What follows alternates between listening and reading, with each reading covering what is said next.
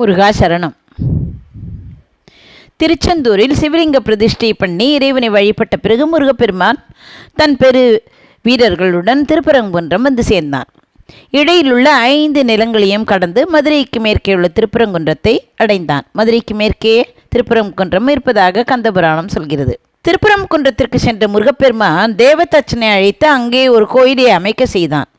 அப்போது இந்திரன் முருகப்பெருமானை அணுகி, தேவர்கள் 33 கோடி பேர்கள் இருந்தும் போர்க்களத்தில் அவர்களால் ஒன்றும் செய்ய முடியவில்லை. பூதகணங்களே போர் செய்தன. தேவர்கள் எல்லாவற்றையும் பார்த்து கொண்டிருந்தார்கள். முடிவில் கைத்தட்டுவது போல பூமாரி பொழிந்தார்கள். எம்பெருமானை எங்களுக்கு எவ்வளவோ உதவி செய்திருக்கிறான், அவனுக்கு என்ன கைமாறு செய்வது என்று இந்திரன் யோசித்தான். அமிர்தவல்லி சுந்தரவல்லி என்ற 2 பெண்கள் இருந்தார்களே, முருகனை அடைவதற்காக தவம் செய்தார்கள் அல்லவா? அதை முன்பே நாம் பார்த்தோம். அவர்களில் அமிர்தவல்லி இந்திரனிடம் போய் தேவசேனை என்ற பெயரோடு வளர்ந்தாள். இந்திரனிடம் இருந்த ஐராவதம் அவளுக்கு பாதுகாப்பை இருந்தது. ஏனென்றால் இந்திரன் ஓடிவிட்டான் அல்லவா? இந்திரன் அந்த ஐராவதத்திடம் அந்த தேவசேனையை கொடுத்து வளர்க்க சொல்லி இவன் ஓடிவிட்டான். இந்திரனிடம் இருந்த ஐராவதம் அவளுக்கு பாதுகாப்பாக இருந்தது. அதனால் தேவயானை என்றும் தேவகுஞ்சரி என்றும் பெயர் அவளுக்கு ஏற்பட்டன. இந்திரன் தன்னுடைய நாட்டையே முருகப்பெருமானுக்கு தருவதாக சொன்னான். அப்போது முருகப்பெருமான் அதை ஏற்க மறுத்தான். தேவசேனைக்கு தலைவனாக இருக்கிறேன் என்று சொன்னான். எம்பெருமானே, நீ தேவ சேனாபதியாக இருந்து எங்களுக்கு நலம் செய்தாய். எங்களுடைய பழைய அரசை வாங்கி தந்தாய். நாங்கள் பழையபடி பதவியையும் பெற்றோம். மறுபடியும் எங்களுக்கு பதவியில் தருக்கு உண்டாகாமல் இருக்க வேண்டும். நீ தேவ சேனாபதி என்ற நினைவு எப்போதும் எங்களுக்கு இருக்க வேண்டும். ஆனால் மறுபடியும் போர் உண்டாக படைக்கு நீ தலைவனாக இருக்க வேண்டும் என்று நான் சொல்லவில்லை. வேறு ஓர் வகையில் நீ என்றும் தேவ சேனாபதியாக இருக்க வேண்டும் என்று நினைக்கிறேன். என் பெண் தேவசேனி இருக்கிறாளே, அவளை உனக்கு அடைவதற்காக தவம் செய்து கொண்டிருக்கிறாள். அதாவது உன்னை அடைவதற்காக தவம் செய்து கொண்டிருக்கிறாள். அவளை நீ திருமணம் செய்து கொண்டு அருள வேண்டும் என்றுமே அவள் தேவசேனாபதியாக விளங்க வேண்டும். அதை கண்டு நீ செய்த உபகாரம் எங்களுக்கு நினைவுக்கு வரும். மறுபடியும் தருக்கடையாமல் இருப்போம் என்று விண்ணப்பித்து கொண்டான் முருகன். அந்த விருப்பத்தை ஏற்றுக்கொண்டான். அதாவது தேவர்களுடைய சேனாபதியாக இருந்தான் முருகன். இப்பொழுது போர் முடிந்து விட்டது. அதனால் தேவசேனைக்கு அதிபதியாக, தேவ சேனாபதியாக, தேவ என்றால் என்ன? தேவயானை. தேவயானைக்கு சேனாபதியா என்றால் என்ன? காப்பவன். அதனால் தேவ சேனாபதியாக விளங்க வேண்டும் என்று எவ்வளவு அழகாக கூறியிருக்கிறான் பாருங்கள் இந்திரன். ஒற்றனை அனுப்பி இந்திராணியும் புதல்வி தேவசேனையும் அழைத்து வரச் செய்தான். அந்த 2 பேரும் வந்து முருகப்பெருமானை வணங்கினார்கள். இந்திராணி தேவர்களை எல்லாம் பார்த்தால் அந்த தேவர்கள் கூட்டத்திலே ஜெயந்தன் இருந்தான். அவனை பார்த்தவுடன் இந்திராணிக்கு அளவில்லா ஆனந்தம் உண்டாயிற்று. பல காலம் பிரிந்திருந்த தன் மகனை கண்டவுடன் அவனை மகிழ்ச்சியுடன் தழுவிக்கொண்டாள். பெரும் நிதி ஒன்று ஒரு ஏழைக்கு கிடைத்தது போன்ற இன்பத்தை அவள் அடைந்தாள். அப்போது இந்திரன் முருகப்பெருமானிடத்தில் செய்நன்றிக்கு அடையாளமாக தன்னுடைய மகள் தேவசேனியை கல்யாணம் செய்து கொடுப்பதாக சொன்னான். முன்னாலே நான் வளர்த்து வந்த மங்கை இங்கே வந்திருக்கிறாள், அவளை திருமணம் செய்து கொள்ள வேண்டும் என்று சொன்னான். முந்தே தமியேன் பெரு மங்கை மொய் வரை கண் வந்தே அமர்வாள். அவள் தன்னை வதுவை செய்து கந்தே புரை நின் பெரும் தோளில் கலத்தி யாங்கள் உய்ந்தே பிறவி பயன் பெற்றனம் ஓங்க என்றான். இந்த பாட்டில் முருகப்பெருமானை தோளை கந்தேபுரை நின் பெரும் தோளில் என்கிறான். கந்து என்பது என்ன? யானையை கட்டும் தறி. தேவசேனையை தேவ யானை என்றும் சொல்வார்கள். அந்த யானையை கட்டுவதற்குரிய தூணை போல இருக்கிறது ஆண்டவனின் திருத்தோள் என்ற குறிப்பு இதிலே தெரிகிறது. இந்திரன் செய்து கொண்ட விண்ணப்பத்தை முருகப்பெருமான் கேட்டான். அந்த பெண் முன்பே நம்மை நோக்கி தவம் செய்தாள். ஆகையால் அவளை உன் விருப்பப்படி மணம் செய்து கொள்கிறேன் என்று பெருமான் சொன்னான். இவ்வாறு சொன்னதற்கு காரணம் என்ன? இந்திரன் இப்போது மிகவும் பணிவுடன் பேசினாலும் பின்னாலே தருக்கு வந்தால் நான் தானே பெண்ணை திருமணம் செய்து கொடுத்தேன் என்று சொல்லக்கூடும் அல்லவா? அதனால் முன்னாலேயே அவள் நோற்றாள் என்று முருகன் சொன்னான். அதற்கு பிறகு முருகன் விஸ்வகர்மாவை நினைந்தான். அவன் வந்தவுடன் அங்கே ஒரு நகரமும் மண்டபமும் அமைக்க வேண்டும் என்று சொன்னான். அப்படி விஸ்வகர்மா தன் மனத்தினால் நினைத்து அங்கே ஒரு அழகான கல்யாண மண்டபத்தை அமைத்து விட்டான். முருகப்பெருமானுடைய திருமணத்திற்கு வர வேண்டும் என்று பலருக்கும் இந்திரன் திருமண ஓலை அனுப்பினான். இது இப்படி இருக்க எல்லோரும் போல முசுகுந்த சக்கரவர்த்தியும் முருகப்பெருமானுடைய திருமணத்திற்கு வந்தான். முசுகுந்த சக்கரவர்த்தியை பற்றி இப்பொழுது பார்க்கலாம். அவன் குரங்கு முகம் முடிவான். ஒரு நாள் சிவபெருமானும் பார்வதி தேவியும் கைலாயத்தில் வில்வ மரத்தடியில் உட்கார்ந்து பேசிக் கொண்டிருந்தார்கள். குரங்குகள் அங்கே வந்தன. கிளைக்கு கிளை தாவிக்கொண்டிருந்த குரங்குகளில் ஒன்று இருவரும் பேசிக்கொண்டிருந்த இடத்திற்கு நேர இருதக்கிளியில் அமர்ந்து ஒவ்வொரு வில்வெளியாக பறித்து போட்டது. அப்படி அது உட்கார்ந்திருந்தது எப்படி இருந்தது என்றால், முனிவர்கள் முள் காந்திருந்ததைப் போல இருந்ததாம். முனிவர்கள் முள் காந்திருந்ததைப் போல இருந்ததாம். முள்கார்தல் என்றால் என்ன? உட்கார்தல். அப்படி உட்கார்ந்து இருந்துதான். எங்கும் தாவி தாவி பாய்ந்து ஒரு கணமும் சும்மா இருக்காத குரங்கு அந்த இடத்தில் முனிவர்களைப் போல இருந்தது. நம்பூர் குரங்கு அப்படி இருக்குமா? கைலாசத்தில் இருக்கும் குரங்கு ஆகையால் அந்த இடத்தில் சூழ்நிலையால் அப்படி இருந்தது. கைலாயத்தில் இருக்கிற குரங்கு பார்வதியும் பரமேஸ்வரனும் உட்கார்ந்து பேசிக்கொண்டிருந்த வில்வ மரத்தின் மேல் அமைதியாக உட்கார்ந்து கொண்டு ஒவ்வொரு வில்வ பறித்து அவர்கள் மேலே அர்ச்சனை போல் போட்டுக்கொண்டிருந்ததாம். குரங்கு இலையை பறித்து போட போட உமாதேவியார் சற்று கோபம் கொண்டார். அதை கண்ட சிவபெருமான், நம்மிடத்தில் அன்புடன் அர்ச்சனை செய்கிறதே, இதை கோபிக்கலாமா? நீ சினம் கொள்ளக்கூடாது என்று அருளினான். உடனே அம்பிகை கோபம் தணிந்தாள். சிவபெருமான் அந்த குரங்குக்கு நல்ல ஞானம் உண்டாகும்படி அருளினான். அதன் உள்ளத்தில் இருந்த அறியாமை இங்கே இறைவன் அருளியதை வாலறிவு என்று சொன்னார். அது இறைவன் அருளினால் உண்டாவது, நூலினால் உண்டாவது நூலறிவு. சிவபெருமான் அந்த குரங்குக்கு வாலறிவை தந்தான். நாம் எல்லாம் இறைவனுடைய பிம்பத்தை வைத்து அர்ச்சனை செய்கிறோம். அதற்கு கிடைக்கிற பயனே அதிகம். வில்வம் மிக உயர்ந்தது. அதனால் பூஜை பண்ணி நிர்மாலியமாகிவிட்டாலும் கூட மறுபடியும் அதை கழுவி இறைவனை அர்ச்சனை செய்யலாம். இறைவனுடைய 3 நேத்திரங்கள் போல 3 தளங்கள் கொண்டது வில்வம். வில்வ மரம் திருமகளுக்கு உரியது. அதை திருத்தரு என்பர். திருத்தருப்பூண்டி என்ற ஊரில் உள்ள கோவிலில் வில்வம்தான் தலவிருட்சம். திருத்தருவை உடைய பூண்டி என்று அதற்கு பொருள். சிவபெருமானுக்கு வில்வ அர்ச்சனை மிகவும் உயர்ந்தது. அதுவும் சாட்சாத் ஆண்டவனையே வில்வத்தினால் குரங்கு பூஜை பண்ணினால் அதற்கு கைமேல் பலன் கிடைக்காதா என்ன? ஆண்டவன் அதற்கு உன்னதமான ஞானத்தை அருளினான். உடனே அந்த குரங்கு என்ன செய்தது தெரியுமா? மரத்தை விட்டு கீழே இறங்கி வந்து மிகவும் பயபக்தியுடன் இறைவனை வணங்கியது. நான் இதுவரைக்கும் செய்த பிழையை பொறுத்தருள வேண்டும் என்று வேண்டியது. இந்த குரங்கு பிழை செய்தது என்றாலும் இறைவனிடத்தில் உண்மையான பக்தி உடையவர்கள் என்ன செய்வார்களோ அதை அல்லவா செய்தது. நீ செய்தது பிழையாகாது. நீ அதற்காக அஞ்ச வேண்டாம். மிகவும் உயர்ந்த வில்வ இலையை எடுத்து நீ அர்ச்சனை பண்ணிவிட்டாய். இதன் பயனாக நீ மனிதனாக பிறந்து உலகத்தை ஆளுகின்ற சக்கரவர்த்தியாக ஆகிவிடுவாய் என்று அனுகிரகம் பண்ணினான் ஆண்டவன். வில்வத்திற்கு கூவிளம் என்று ஒரு பெயர் இருக்கிறது. நீ போய் சக்கரவர்த்தியாக அரசாட்சி செய்வா என்று சிவபெருமான் சொன்னதை கேட்ட குரங்கு மிகவும் மகிழ்ச்சி அடையவில்லை. நமக்கெல்லாம் சிறிய பதவி கிடைத்தாலும் உடனே மகிழ்ச்சி அடைந்து கூத்தாடுவோம் அல்லவா? பதவி கிடைக்காதா கிடைக்காதா என்று ஏங்கிக் கொண்டிருப்போம். உயர்ந்த பதவியில் இருப்பவர்கள் கூட மேலும் பதவி உயர வேண்டும் எண்ணி காரியங்களை எல்லாம் செய்து கொண்டிருக்கிறார்கள். ஆனால் இந்த குரங்கோ சாமானிய குரங்காக இருந்தால் அதை ஏற்றுக்கொண்டிருக்கும். அது வாலறிவு பெற்ற குரங்கு அல்லவா? அந்த குரங்கு சொல்லிட்டு, எம்பெருமானே, இதுவரைக்கும் நான் உங்கள் சமீபத்திலேயே இருந்து கொண்டு நாள்தோறும் உங்களை தரிசித்து வந்தேன். மிகவும் மகிழ்ச்சியுடன் வாழ்ந்து வந்தேன். இந்த இடத்தை விட்டு நான் பூவுலகத்திற்கு சக்கரவர்த்தியாக போனால் என் மனம் எப்படி மாறுமோ? பதவியும் செல்வமும் மனத்தை மாற்றிவிடுமே. நல்ல எண்ணங்களுக்கு இடம் கொடுக்காமல் போகுமே. அத்தகைய செல்வ வலையில் நான் படமாட்டேன். இப்படி நாள்தோறும் மிகவும் சமீபத்திலிருந்து உங்களை தரிசனம் செய்ய தவம் செய்திருக்க வேண்டும். இப்போது தவத்தின் பயனாக மேலான பதவியை கொடுக்கிறேன் என்று கீழே போகும்படி சொல்கிறீர்களே, நான் எவ்வாறு உய்வேன் என்று அந்த குரங்கு சொல்லியது. உடனே சுந்தரமூர்த்தி சுவாமிகள் என்ன சொன்னார் தெரியுமா? நீ பூவுலகத்திற்கு போய் வாழ்வாயாக என்று சொன்னபோது அவர் இப்படித்தான் சொன்னார். அப்போது நான் அங்கே வந்து உன்னை தடுத்து ஆட்கொள்கிறேன் என்று சொல்லிவிட்டார். நீ சொல்வது தவறு.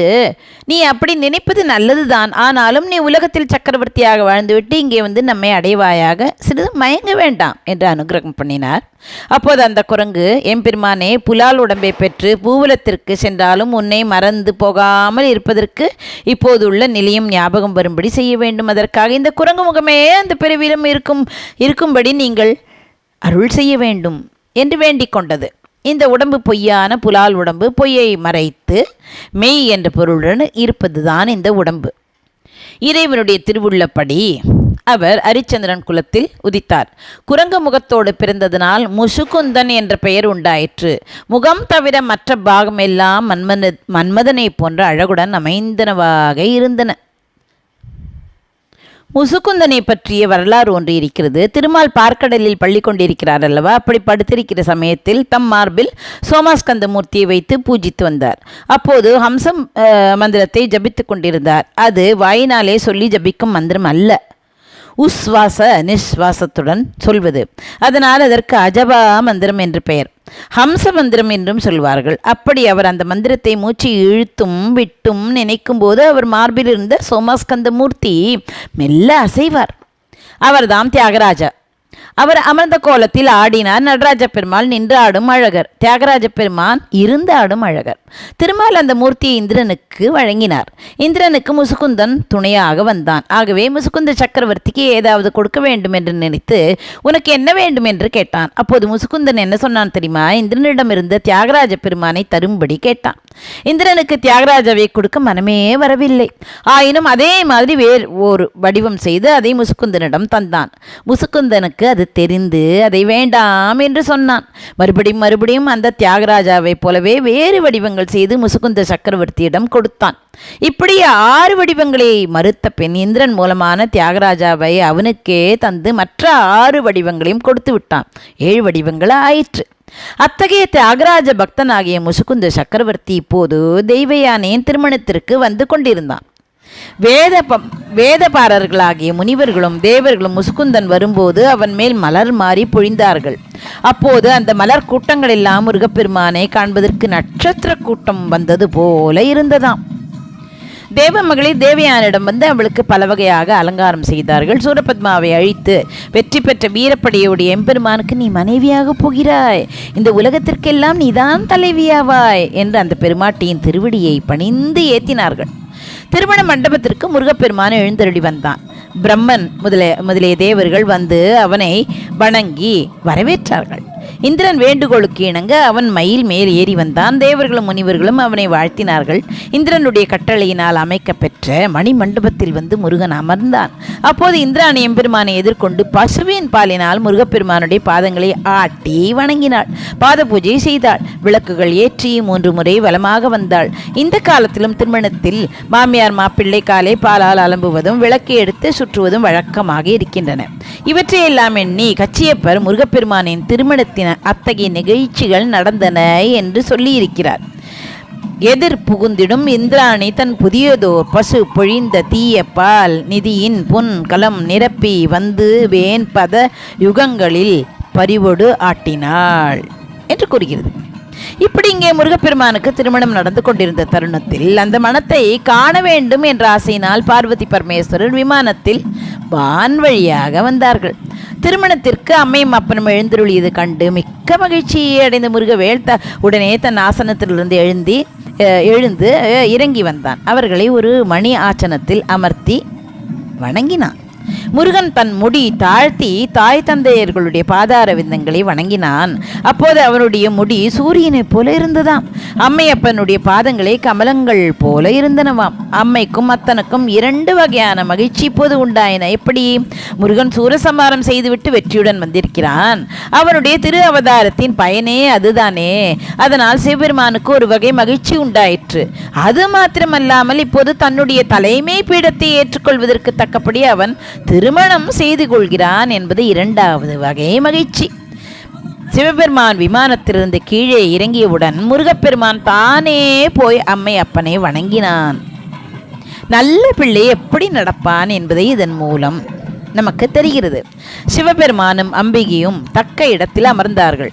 அப்போது இந்திரன் தன் மகளை அழைத்து கொண்டு வந்தான். முனிவர்களும் தேவர்களும் அவளை வாழ்த்தினார்கள். உமாதேவி அவர்களை அழைத்து சென்று திருமண பீடிகையில் அமர்த்தி வைத்தாள். அப்போது இந்திரன் என்ன செய்தான்? தன் மகள் தேவசேனின் கரங்களை பற்றி முருகப்பெருமான் திருக்கரத்தில் கொடுத்து, உன் அடியவனாகிய யான் இவளை உனக்கு கொடுத்தேன் என்று கூறினான். நான் உன் அடிமை, இவளை உனக்கு மனைவியாக நான் கொடுத்தேன் என்று சொல்லி தாரை வார்த்தான். இந்திரன் வேத மந்திரத்தினால் தாரை வார்த்து தன் மகளை கொடுக்க அந்த கன்னிகாதானத்தை முருகப்பெருமான் ஏற்றான். தன் பால் அன்பு செய்தவர்களுக்கு இகவாழ்வையும் பரவாழ்வையும் கொடுக்கிற பரம தாதாவாகிய ஆண்டவன் இங்கே இந்திரன் கொடுக்க தேவசேனையை ஏற்றான். அது அவன் கருணையை காட்டுகிறது. தேவசேனை செய்த தவத்தின் பயனாக அவளை ஏற்றுக்கொண்டான். அப்போது பிரம்மதேவன் மங்கள நாள் கொடுக்க அதை வாங்கி தேவசேனையின் திருக்கழுத்தில் கட்டி அவளுக்கு மாலை சூட்டினான். திருக்கழுத்தில் முருகன் தாலி கட்டிவிட்டான். செங்கமல திரை சிந்தையின் ஆற்றி அங்கையின் ஈந்திட ஆண்ட கை கொண்ட மங்கள நாணை மணிக்களம் ஆர்த்து நங்கை முடிக்கோர் நரும் தொடை சூழ்ந்தான். முருகப்பெருமான் தேவசேனைக்கு தாலி கட்டியதாக கச்சியப்பர் இவ்வாறு சொல்கிறார். முருகன் தேவியானை திருமணம் இனிதே நடந்து முடிந்தது. முதலில் தாயை முருகன் வணங்கினான். தம்முடைய திருவடியில் வணங்கிய முருகனையும் தேவசேனையையும் அன்போடு எடுத்து அணைத்து, உங்களுக்கு எங்களுடைய தலைமை பதவியை கொடுத்தோம் என்று அவர்கள் சொன்னார்கள். இந்த செய்தியை நாம் நன்றாக தெரிந்து கொள்ள வேண்டும். பொதுவாக மாமியாருக்கும் மருமகளுக்கும் ஆவது இல்லை என்ற கெட்ட எண்ணம் நம் நாட்டில் நிலவி வருகிறது. தன்னிடத்தில் அன்பு உடைய மகன் மனைவி வந்துவிட்டால் தன்னை புறக்கணிப்பான் என்ற எண்ணமும் நிலவி வருகிறது. ஆகவே முருகப்பெருமானுக்கு திருமணம் ஆனவுடன் முதலில் தாயை வணங்கினான் என்பதில் மகன் செய்ய வேண்டிய கடமை குறிப்பு இருக்கிறது. இதை யாவரும் கவனிக்க வேண்டும். அப்போது மகிழ்ச்சியுடன் இருந்த பார்வதியும் பரமேஸ்வரன் முருகனை பார்த்து, உங்களுக்கு தலைமை பதவி தந்தோம் என்று கூறினார்கள். இதுவரைக்கும் தலைமை பதவியை கொடுக்காததற்கு காரணம் வாழ்க்கை துணை ஒருத்தி இல்லாததுதான். இப்போது முருகப்பெருமானுக்குரிய தகுதி முழுமையாயிற்று.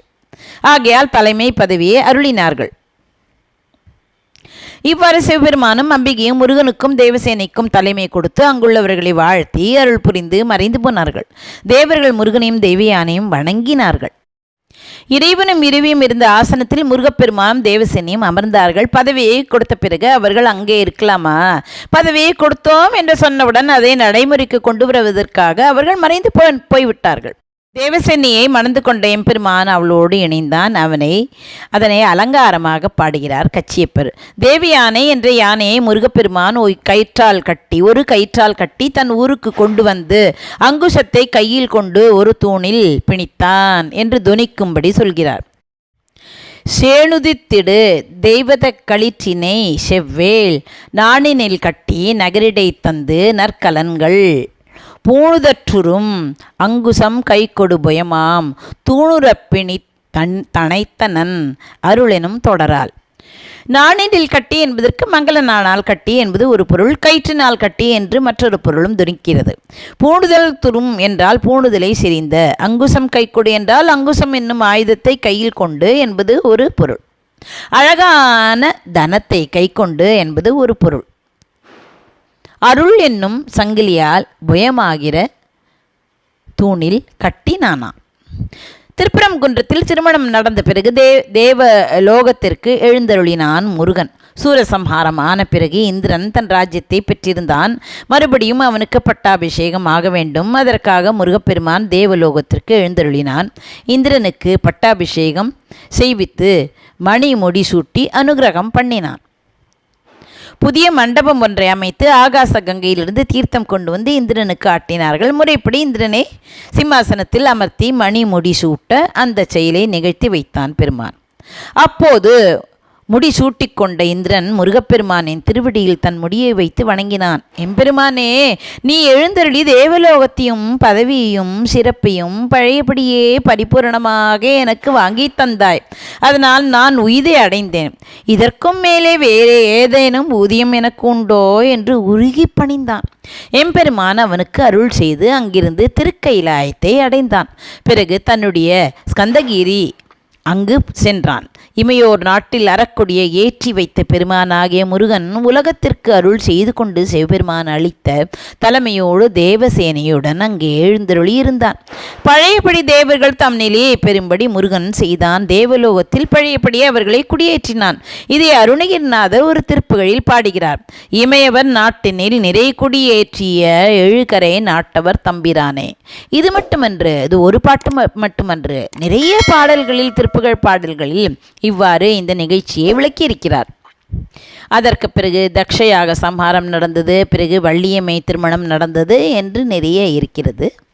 நாம் இந்த தெய்வ யானை திருமணத்துடன் நாம் இந்த கந்த சஷ்டி வைபவத்தை நாம் முடித்து கொள்கிறோம்.